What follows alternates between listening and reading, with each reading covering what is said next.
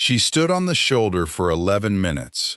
We know that because of the timestamp on a photograph taken later by a state trooper who drove past and did not stop, and who has had to live with that ever since. Eleanor Whitmore stood on the gravel in a black wool coat that was already soaked through at the shoulders, holding a folded funeral program that was coming apart in her hand. And she did not cry, and she did not scream, and she did not walk. She simply stood there, facing the direction the car had gone, in the particular stillness of a person whose mind has stopped producing next steps. Her phone was in the glove compartment. Her purse was on the back seat, under Sloan River's feet. She had, on her person, a set of house keys to a house she no longer wanted to enter, and a program with her mother's photograph on the front. And then she started walking. Not because she had a plan. She told me later, in a room with the light going gold at the end of the day, that she started walking simply because standing still had become unbearable, and that she had no memory of deciding anything at all. She walked north, in the direction the car had gone, which was the wrong direction if what you want is to be found, and the right direction if what you want is to understand. The rain came sideways off the fields.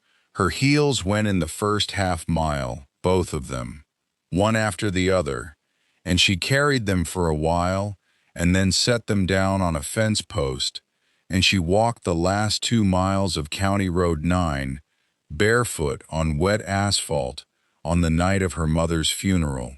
There is a moment in this story that I think about more than any other, and it is not the car, and it is not the will, and it is not what they found in the coffin. It is this.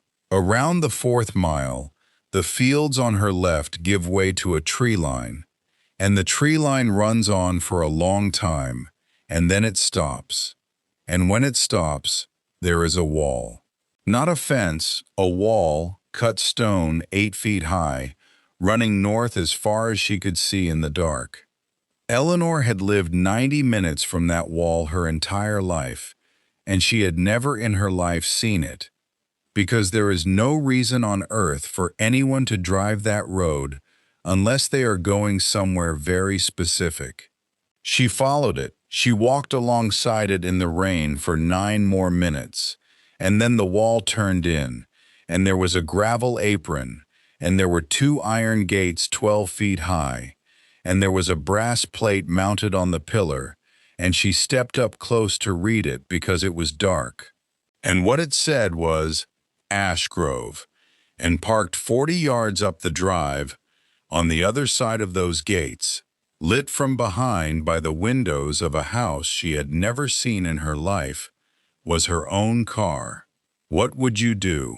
I have asked myself that at least 100 times, and I still do not have a clean answer.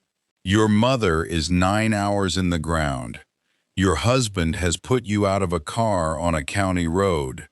And here, at the end of a private drive, behind a wall you did not know existed, that same car is sitting outside a house the size of a hotel, with the lights burning in the windows. Eleanor Whitmore, standing barefoot at that gate, came to the only conclusion available to a woman who had spent 19 years being told that her perceptions were unreliable. She decided she was in the wrong. She decided there had been some misunderstanding, that this was a client's house, a business thing, something Grant had explained and she had failed to listen to properly, and that she was about to embarrass him. That is what she believed as she reached out and pressed the button on the intercom panel. She was preparing an apology. A woman's voice came out of the box. It said Ash Grove Residence, and Eleanor started talking, and by every account she was almost incoherent, apologizing, explaining, saying she was sorry to bother anyone at this hour, saying her husband was inside, saying she only needed her phone, that her phone was in the car, that she didn't want to cause any trouble, that she was so sorry, And then she stopped because she had run out of words, and there was a silence on the line, and it went on long enough that she thought she had been hung up on. And then the voice came back, and it was not the same voice. It had changed. It was cracked open, and it said one word, and it said it as a question. And the question was, Eleanor? She did not understand it. She said, I'm sorry, I don't. And the voice on the intercom said her name again. Her full name, Eleanor Margaret Hale. A name she had not used in 19 years. A name that was on no document she had signed since 2005.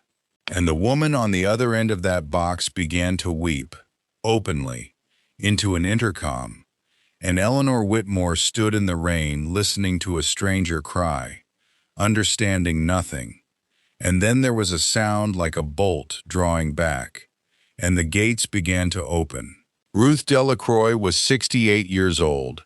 She had worked for Margaret Hale for 31 years, first as a housekeeper and then as the manager of the entire estate. And in all that time, she had never once been permitted to say the daughter's name to anyone outside the walls. That was a condition of her employment. It was in writing. Ruth had signed it in 1993 without understanding what she was signing, and she had spent 3 decades understanding it a little better every year. She had watched Margaret Hale come to Ashgrove twice a year, walk directly to the room at the end of the East Corridor, sit on the edge of a bed nobody slept in for an hour or 2 hours, and then leave. She had never seen her cry. She had never seen her hesitate. And every Thursday for 19 years she had made that bed. And every Thursday she had asked her question. And every Thursday she had been told it wasn't safe yet. Ruth came down that drive at a run. 68 years old, in the rain, no coat. And the accounts of what happened at that gate are the only part of this story where I have 3 independent witnesses, and they all agree completely, because there were 2 other members of staff behind her, and they all say the same thing.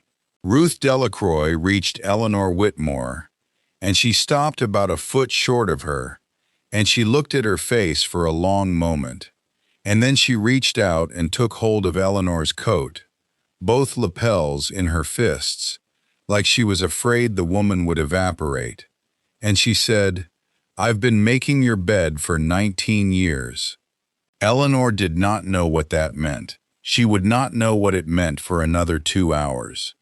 She thought this woman was confused. She thought perhaps she was unwell. And so, gently, because she was Eleanor, she put her hand over Ruth's hand and she said, I think you have me mixed up with somebody else.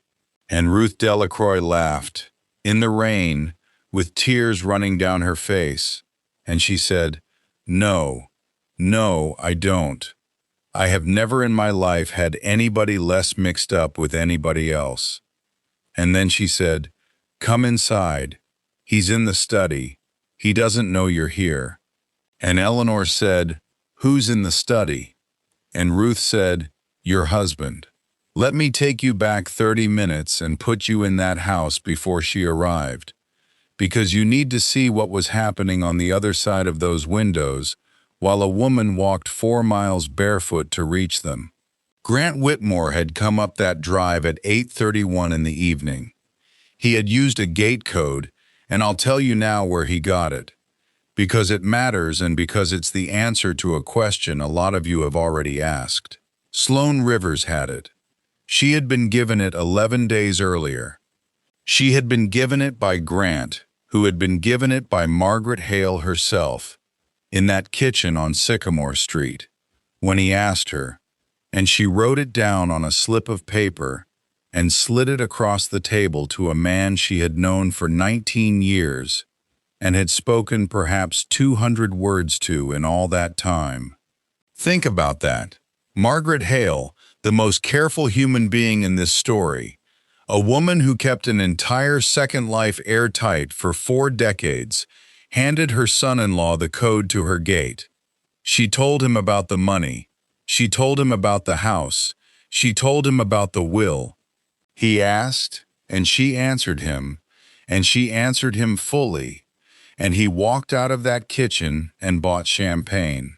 And when investigators later asked why an old woman would do something so catastrophically stupid, Cordelia Nwosu, who had been Margaret's attorney for 22 years, gave them an answer that took a long time to sink in.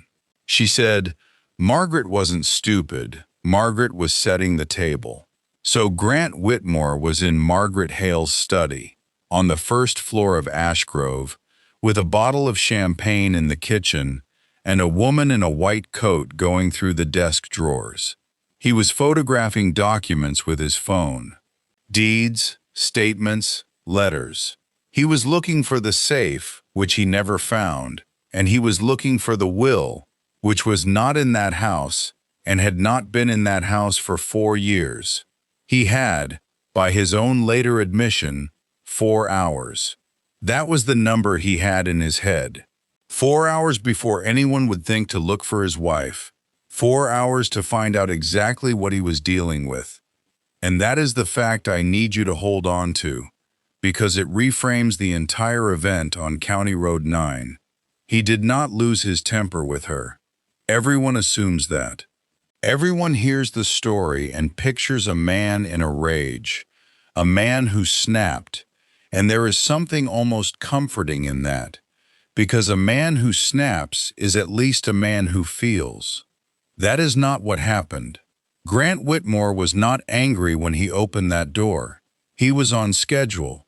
He needed his wife elsewhere for 4 hours, and a woman with no phone, no money, and no shoes, standing in the rain on a county road, is a woman who is elsewhere. That was the whole calculation. He didn't throw her out of the car because he hated her. He threw her out of the car because she was in the way.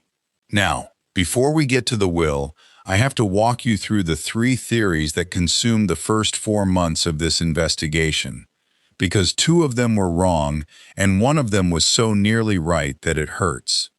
The first theory was Sloan, and on paper, Sloan Rivers is the architect of this entire thing. She's 33 years old.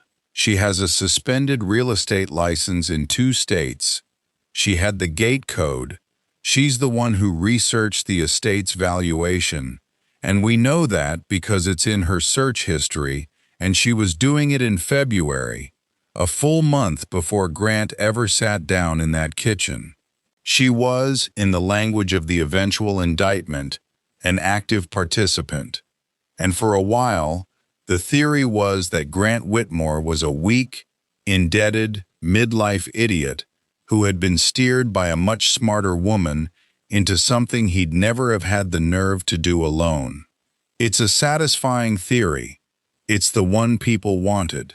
And it collapsed the moment they read his messages, because Grant Whitmore was not being steered by anybody. He was the one doing the steering, and he was doing it with a coldness that shocked the people who read those messages professionally. The second theory was Cordelia Nwosu, the attorney, because there was a filing in February, an amended trust registration, and it went in 8 days late, and a late filing in an estate this size is not a clerical matter, it is the kind of thing that opens a door. And for 6 weeks, investigators worked on the theory that Margaret Hale's lawyer of 22 years had left that door open deliberately. They were wrong. She had left it open, but not deliberately. She had left it open because for the 8 days in question, she was sitting in a hospital in Cincinnati with her husband, who was dying, and she has never once, in any interview, offered that as an excuse, because she considers the lateness a personal failure, regardless of the reason. That is the kind of woman Margaret Hale hired.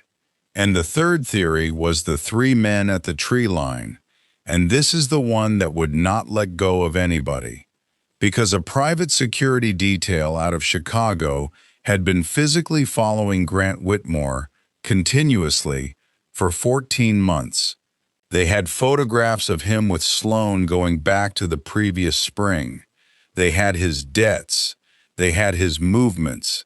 They had, and this is the part that stops people cold, they had audio of the conversation in Margaret Hale's kitchen.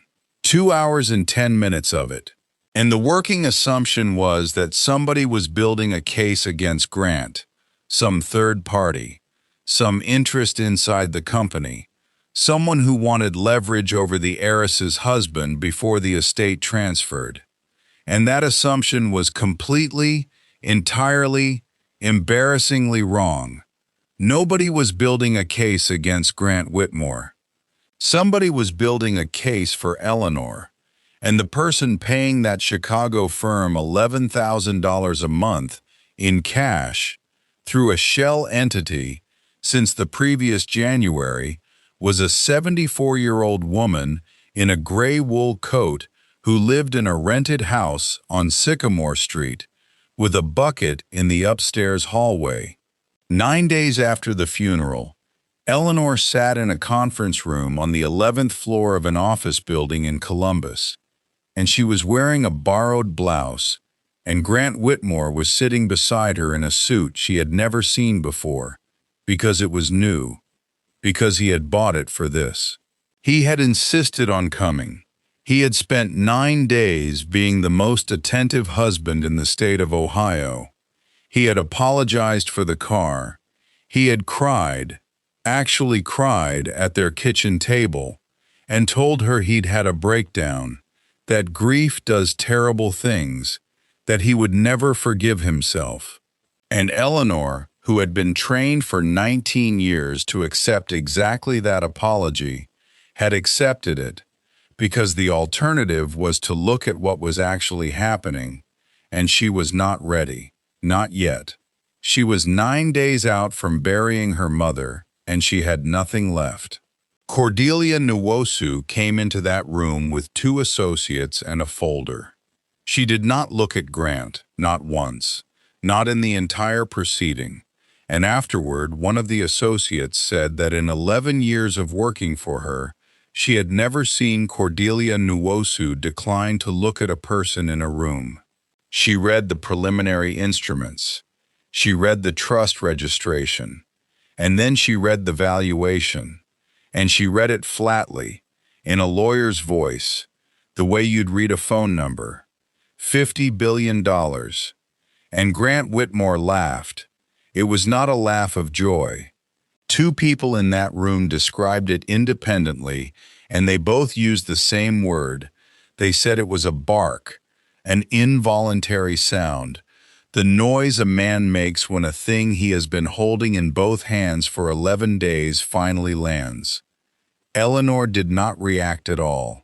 She sat perfectly still, and later she said she assumed she had misheard, that the number was so large it had simply failed to mean anything, that it was like being told the distance to a star. She was thinking about her mother's coat. She told me that, in the moment she was told she had inherited $50 billion. Eleanor Whitmore was thinking about a gray wool coat with a button missing, and about a kitchen table, and about the words "we can't afford." And Cordelia Nwosu turned the page and she said, "There is a condition." And she began to read the clause. "The entirety of the estate passes to my daughter Eleanor, and to her alone, provided that she is, at the time of transfer, a woman of independent legal standing. No spouse, agent, attorney-in-fact, or representative acting under any power of attorney, whether executed before or after the date of this instrument, may exercise control over, benefit from, or inherit any portion of this estate. Should Eleanor be found, at the time of transfer, to be under the legal direction of another person, the entirety of the estate shall pass instead to the Hale Foundation, and my daughter shall receive an annuity sufficient for her needs and nothing further. It is my hope that she will never need to know why this was necessary. If she does, then I was right, and I am sorry. Grant Whitmore stood up so fast that his chair went over backwards onto the floor. And here is what I want you to understand about that clause. And this is the thing that took me the longest to accept, because it changes what kind of story this is. That language was not written in the last month of Margaret Hale's life. It was not written by a dying woman who had finally seen her son-in-law clearly. Cordelia Nwosu drafted that clause in 2009. It was executed on the 11th of June 2009, 4 years into the marriage, 16 years before the funeral, 16 years before the car, before County Road 9, before the woman in the white coat, before any of it. In 2009, Margaret Hale sat in a lawyer's office and calmly instructed her attorney to build a legal structure whose entire purpose was to survive her daughter's husband. She knew in 2009. She had watched him correct Eleanor at a dinner table. She had watched her daughter's face when he did it. She had watched a young woman who used to draw towers in the margins of her homework begin the slow work of disappearing, and she had gone home to Sycamore Street and picked up the telephone.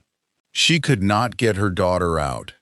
Anyone who has ever loved a woman in a marriage like that one knows exactly why. She had tried, once, in 2008, and Eleanor had defended him, and Margaret had understood immediately that pushing would cost her the last thing she had, which was access. So she did the only thing left. She built a trap that would take 19 years to close, and she paid a firm in Chicago to keep a camera on it, and she sat in a rented house with a leaking roof, wearing a coat with a missing button, waiting for a man to reach for money he could not have. He was so certain his wife was stupid that it never once occurred to him to wonder about her mother. And on that morning in Columbus, standing over a fallen chair in a suit he'd bought on credit, Grant Whitmore turned to the lawyer and said the sentence that would be read aloud in court 14 months later, the sentence that ended him more completely than any document in that folder. He said, "She can't do that. She doesn't understand money. She can't even sign her own name without me." And Cordelia Nwosu finally looked at him. "She can't even sign her own name without me." He said that in a room with a court reporter in it. He said it in front of 2 associates and a paralegal and his own wife. And then he sat back down, and he pulled the chair upright, and he straightened his tie, and he tried to smile. And Cordelia Nwosu closed the folder in front of her and said 9 words that ended the meeting. She said, "Mr. Whitmore, I'm going to ask you to leave." And he did. He walked out of that building into the parking garage, and he sat in his car for a long time. And at 11:41 that morning, he sent a message to Sloan Rivers that said only problem. And that message, that single word, is where the whole thing began to come apart. Because Sloan Rivers kept everything. She kept everything. That is the sum of Sloan Rivers's contribution to this story, and it is not a small one. 904 messages between the two of them, going back 2.5 years, stored on a phone that she handed over voluntarily, in a room with her lawyer beside her, when the conspiracy charges were read to her, and she understood, finally, at 33 years old, that she was not the woman in this story who was going to be protected. She had believed she was. That is the thing about a man like Grant Whitmore. Every woman near him believes she is the exception, and it is a full-time job for him to maintain that, and he was very, very good at it. The messages are ugly. I have read them. There is no version of reading them that does not leave a mark. He talks about his wife the way you'd talk about a leaking pipe. He counts the days. He describes her grief as a window. 11 days before Margaret Hale died, on the evening of the day he sat in that kitchen on Sycamore Street, He sent Sloane a photograph of the slip of paper with the gate code on it, and beneath it he wrote, "The old woman just handed it to me. She has no idea." And that line is going to matter more than any other line in this entire case. And not for the reason you think. Hold it. Just hold it. But the message that ended Grant Whitmore was sent at 6:51 in the evening on the day of the funeral. The location data puts him in the parking area at the top of the cemetery lane. His wife was, at that moment, standing at her mother's grave. He was 14 yards away, in the rain, with his phone in his hand, and he typed, "Don't worry about her. I'll handle it on the way. She won't be a problem tonight." 51 minutes before he opened that car door. Premeditation, in writing, sent from his mother-in-law's funeral. And now I have to tell you about the coffin. It was not the police who found it. It was a man named Errol Vance, a private investigator out of Dayton, 61 years old, hired by Cordelia Nwosu to build the estate's file for the coming litigation, and he was not looking for anything remarkable.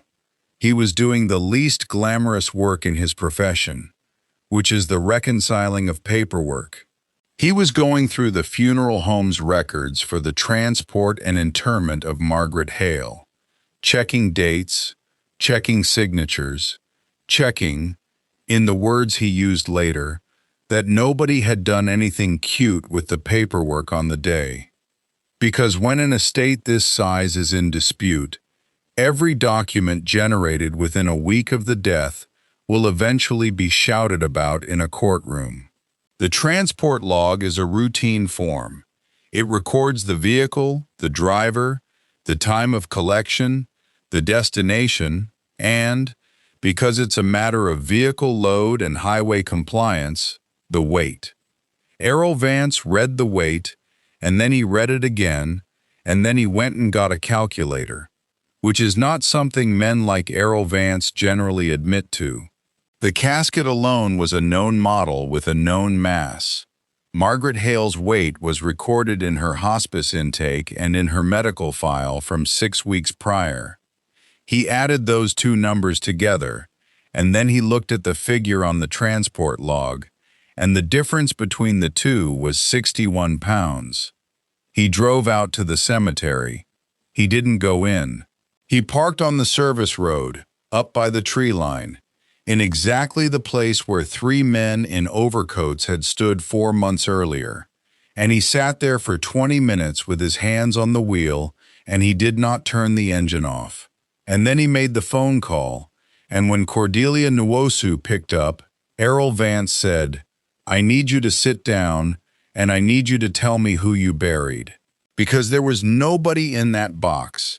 There was a casket, and there were sandbags, and there was a service, and 12 people stood in the rain and cried over an empty grave. Margaret Hale was not in the ground on the 14th of March. Margaret Hale was not dead on the 14th of March. She died on the 2nd of April, 19 days later, in a bed on the 3rd floor of Ashgrove, in a room at the end of a corridor, behind a door with a lock on it, attended by a hospice nurse who was paid a great deal of money and who signed a non-disclosure agreement so aggressive that it took a judge 4 months to break it. And I want to be very careful here, because there is a version of this that sounds like a stunt, a trick, a wealthy woman playing games with her own funeral. It was not that. I want you to understand what it actually was. In February, Cordelia Nwosu called Margaret Hale and told her that Grant Whitmore had made contact with a paralegal in Columbus and had begun drawing up the paperwork to take control of Eleanor's affairs. He had also, and this is the part that moved everything, made 2 appointments with a physician regarding his wife's emotional stability, and had begun, in text messages, building a record of her as a woman who was fragile, who was unwell, who could not be trusted with decisions. Margaret Hale, who had spent 16 years building a legal wall around her daughter, understood immediately what she was looking at. The wall only held if Eleanor was free, and Grant was no longer trying to charm his way into the money. He was trying to have his wife declared incapable of holding it, and Margaret was dying. She had months, and then she had weeks, and she understood, with the clarity that only comes to people who have run out of time, that the moment she was gone, Eleanor would be alone in a room with that man and a stack of paper, at the exact moment in her life when she was least able to refuse anything. Grief makes people sign things. Grief is a solvent. He knew that. He had said it in a message, in writing. So she bought herself 19 days. She staged a death and a funeral, and she lay in a bed on the 3rd floor of her own house, and she watched. Not to escape, not to punish. She did it for one reason, and she wrote that reason down, and it is the last document in her file, in her own handwriting, and it says, "I need to see what he does when he thinks I'm gone, because a court will need to see it too, and because Eleanor will never believe me. She will only believe him." There were monitors on the wall of that room, 11 cameras. And on the night of the 14th of March, a 74-year-old woman who had been declared dead that morning lay in a hospice bed 3 floors above her own study and watched her son-in-law walk into it with another woman and begin photographing her documents with a telephone. She watched him pull the drawers out. She watched him try the panel behind the portrait, looking for a safe that had not been there since 1998. She watched Sloane Rivers open a bottle of her champagne, and the nurse who was in that room says Margaret Hale did not move and did not speak for close to 2 hours, and that her face never changed, and that when the nurse asked if she wanted the monitors turned off, Margaret said no. This is what it was all for. And then at 11:47, the camera on the North Service Gate. She had watched that gate for 38 years, and on the screen, in black and white, in the rain, a woman came around the corner of the wall. She was carrying nothing. She was wearing a black coat. She had no shoes on. And she stopped in front of the gates, and she stepped up close to the brass plate to read it, the way a person does when they have never seen a thing before in their life. And then she stood back, and she looked up at the iron, and she stayed there, and she did not press the button for a long time, because she was afraid of causing trouble. Ruth Delacroix was in that room. Ruth has told this part exactly the same way every time she has ever told it, and she has been asked to tell it under oath. She says Margaret Hale sat up in that bed.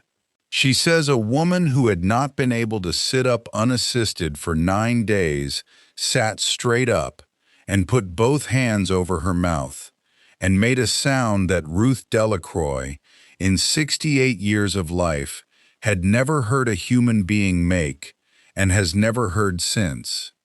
And then she took her hands away from her mouth and she said 2 words, "Bring her up."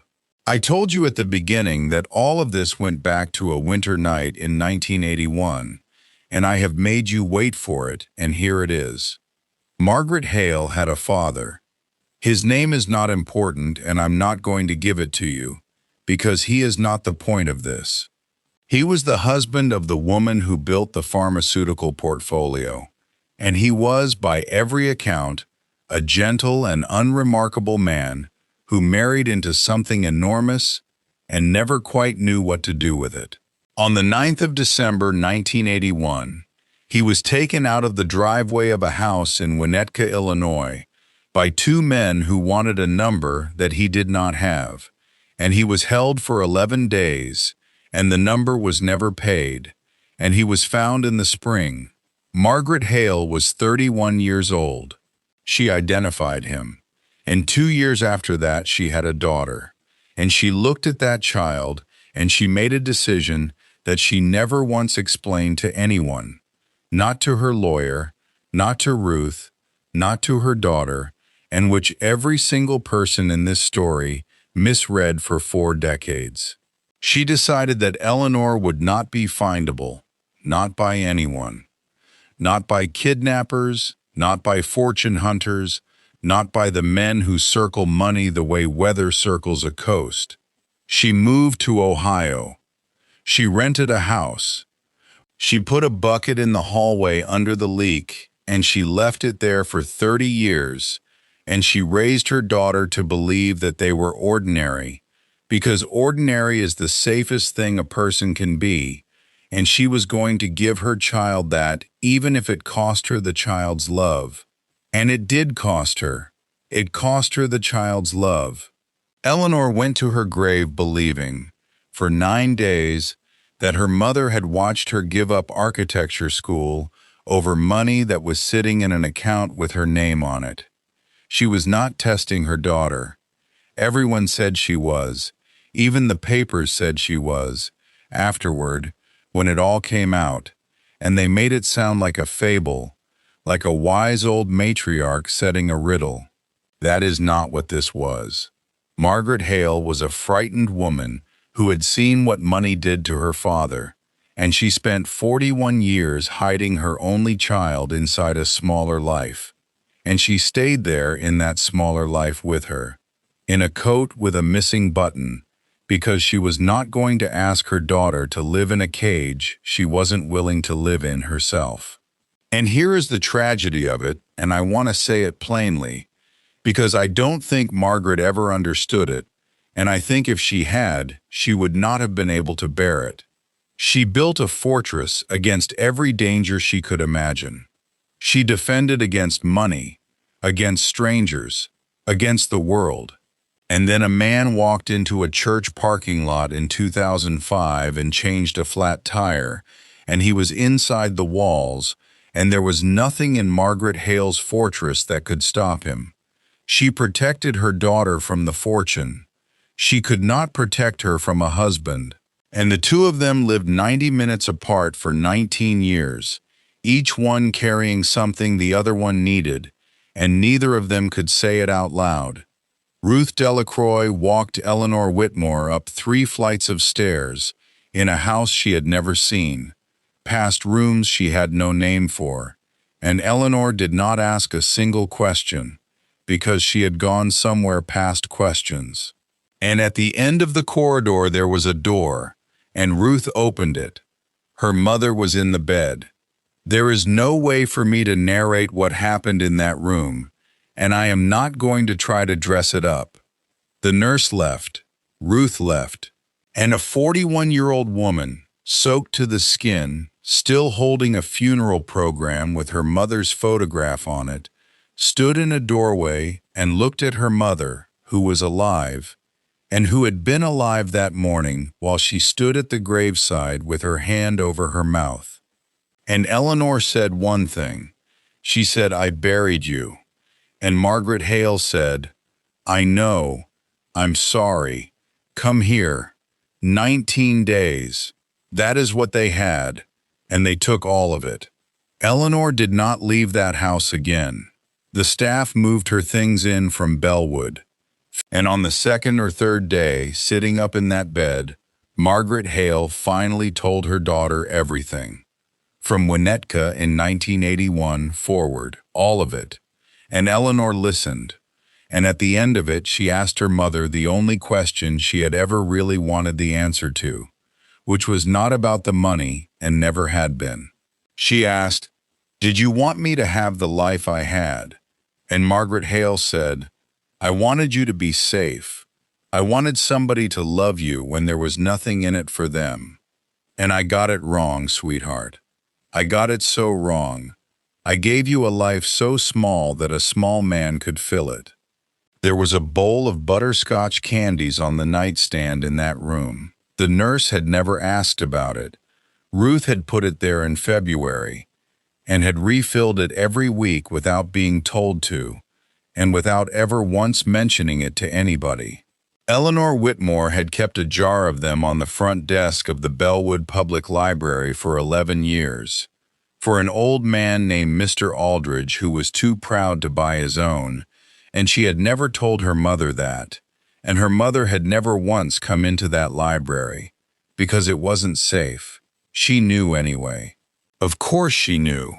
She had been paying a firm in Chicago $11,000 a month. Margaret Hale died on the 2nd of April, in the early morning, holding her daughter's hand, in a house her daughter had lived in for 19 days and had never once been told about in 41 years. Grant Whitmore was arrested on the 17th of August. The charges, in the end, ran to 11 counts, and the language is dry and does not do justice to any of it. Conspiracy to commit fraud, attempted coercion of a vulnerable adult, falsification of medical records, and, because of what he did on County Road 9 and because of the message he sent at 6:51 from a cemetery parking lot, abandonment with intent to endanger. The photographs of Margaret Hale's study, taken on his own telephone and time-stamped to the evening of a funeral he had left his wife on a road to attend, were entered into evidence on the second day. The messages went in on the fourth. The recording from the kitchen on Sycamore Street, 2 hours and 10 minutes of it, paid for by an old woman in a gray coat who had wired her own kitchen for sound before her son-in-law arrived, was played on the sixth day, in full, and the jury listened to Grant Whitmore ask a dying woman how much she was worth, and then ask her again, and then ask her a third time. His defense was the only one available to him, and it was that he was a bad husband and not a criminal, that cruelty is not conspiracy, that a man may be contemptible and still be innocent. And it might have worked. I want to be honest with you about that. It might have worked if not for one document, and it was not the will and it was not the messages. It was a power of attorney form with Eleanor's name typed on it, drafted in Columbus, dated the 10th of March, 4 days before anybody on this earth was supposed to know that Margaret Hale was going to die. He is serving his sentence in a facility in southern Ohio. Under the clause his mother-in-law wrote in 2009, he received nothing, not a dollar, not the house they'd lived in on Fenwick Street, which had been in Eleanor's name since her mother quietly paid it off in 2013, without ever telling her. Sloan Rivers cooperated, testified for 2 days, was given probation and moved out of state, and by every account she has not spoken to anyone about any of it since. And Eleanor took her name back. Eleanor Margaret Hale. She had it done at a county clerk's office in a building with fluorescent lighting, and Ruth Delacroix drove her, and afterward the two of them went and got lunch at a diner and split a piece of pie, and that is, as far as I can tell, the only celebration there ever was. She did not sell Ashgrove. Everyone assumed she would. There were offers within a month, and there was a great deal of advice, most of it from men in suits, all of it delivered in the tone people use with women they assume to be overwhelmed. She listened to all of it, and she thanked everyone, and she did not sell. The west wing of that house opened 18 months later. It has 40 beds. It takes women who are leaving marriages they cannot afford to leave, and it takes them with their children, and it takes them with no money and no documents and no plan, and it does not ask them to prove anything, because Eleanor Hale knows exactly how long it takes a woman to be able to prove a thing like that, and she knows what it costs to be disbelieved. There are lawyers on staff. There are accountants, because the thing that nearly destroyed her was not a fist. It was a bank account she was not allowed to see, and she has never forgotten it. There is a brass plate at the entrance, and it does not have Margaret Hale's name on it. It says, "The Thursday House." Nobody outside that family knows why, and the women who go in and out of those doors have never been told, and Eleanor Hale has never explained it to a single journalist who has asked. She sleeps in the room at the end of the East Corridor, the one with her name cut into the stone above the door in 1986, 3 months before her third birthday. Ruth Delacroix made that bed every Thursday for 19 years for a woman who had never been told she was welcome to come home, and now it gets slept in, and Ruth doesn't make it anymore, because Eleanor makes it herself, every morning, before anything else. I want to say one thing before I leave you with this, and it's the thing I keep coming back to. There is a version of this story where the $50 billion is the point. It isn't. Grant Whitmore did not become a monster on County Road 9. He didn't become one when he opened that door, or when he sent that message from the cemetery, or when he sat in a dying woman's kitchen and asked her 3 times what she was worth. He had been what he was for 19 years. He was what he was at the dinner parties, in the corrections, in the nobody else would want you delivered with a kiss to the top of the head. The money didn't reveal his character. The money just finally made it expensive. That is all a fortune ever does to a man like that. It puts a price on something that was already true.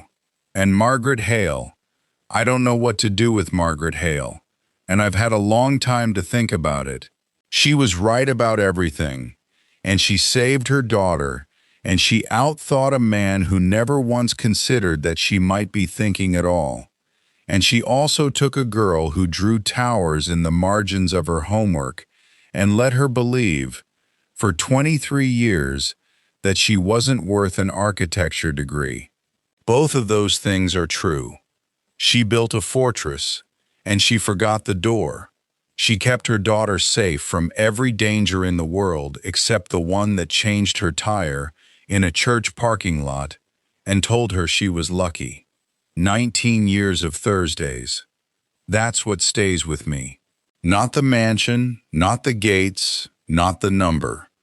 A bed in an empty room, made and remade by a woman who kept asking when she was coming home, for a daughter who was 90 minutes away, eating dinner across from a man who was telling her she was getting heavy. So let me ask you, and I want you to actually answer me, because I read these. Margaret Hale hid a fortune for 41 years to find out who would love her daughter when there was nothing in it. She was right, and it cost Eleanor half her life. Was she a good mother? I have genuinely gone back and forth on this, and I still don't have an answer I trust. Tell me what you think.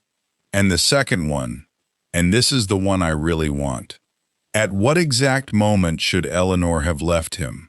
Was it the car? Was it the woman in the white coat standing at her mother's grave? Or was it years before any of that, on the day he took over the bank accounts and she stopped seeing the statements, and nobody said a word, including her? Put the moment in the comments. And if you have ever been the woman who saw it and couldn't afford to see it, say so. Somebody is going to read your comment tonight and recognize themselves in it, and that is worth more than anything I've said in the last 2 hours. If this story got to you, subscribe, because there are more of them. Thank you for staying with me. Take care of each other,